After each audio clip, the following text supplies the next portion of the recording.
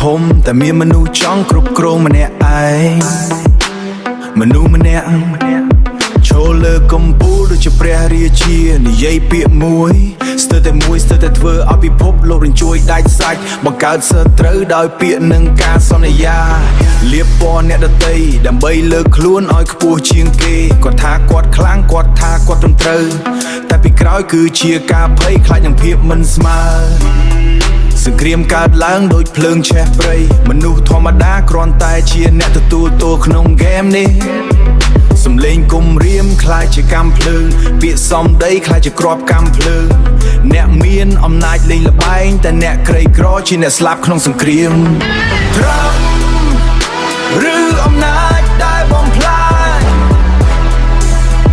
សង្គ្រាមមិនមែនជាហ្គេមសម្រាប់លេងបានប្រេងឡើងថ្លៃ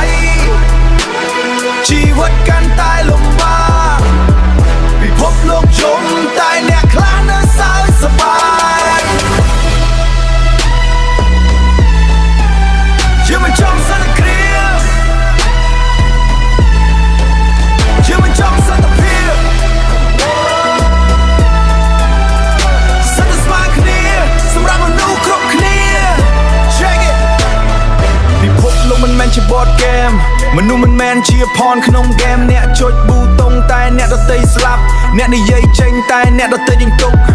Oil price rising people crying every night economy falling no future in sight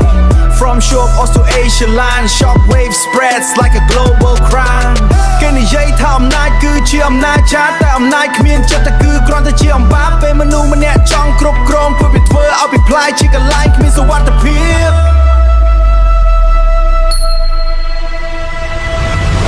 ម្ដាយយំកូនយំពិភពលោកស្រែករងសន្តិភាពតើថ្ងៃណា